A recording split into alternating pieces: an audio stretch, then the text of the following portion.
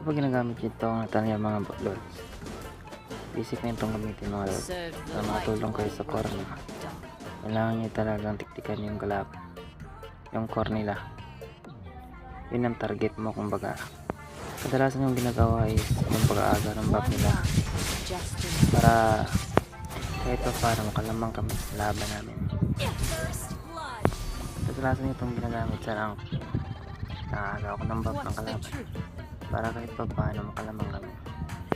At dito sinubukan ko ang puntahan yung buff nila kasi nakuha na nila, kaya umatras na lang ako. Tingnan nyo nga ang galing ng line up nila eh. Computer lang yan mga lods, pero magaling talaga sila.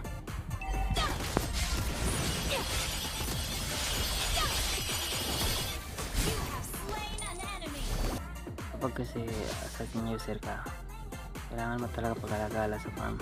Sikan mo yung bawat sila ng kalaban. At yan, nakita ko nga sa MMM nila nagpa-farm dito sa farm namin. Nag-1-1 na kami dito. Sabi mo, magaling talaga. Dito ko kasi pinapractice yung mga hero ko eh. Magaling kasi dito, paano mga professional yung kalaban.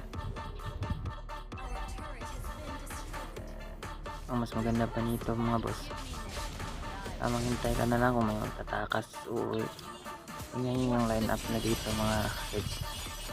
Grabe, sinabol pa na talaga ako. Hindi na pitas na ako dito. Ampulan ko nga dito. Hirap talaga. Ito nga, nakatakas pa ako dito. Nahabol na ako ni record ah. Dito lang yung record.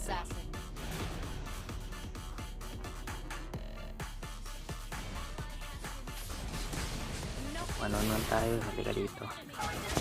Hindi nyo nakabisip gamit na tayo mga boss. Gagawin nyo lang bawat salaw nyo.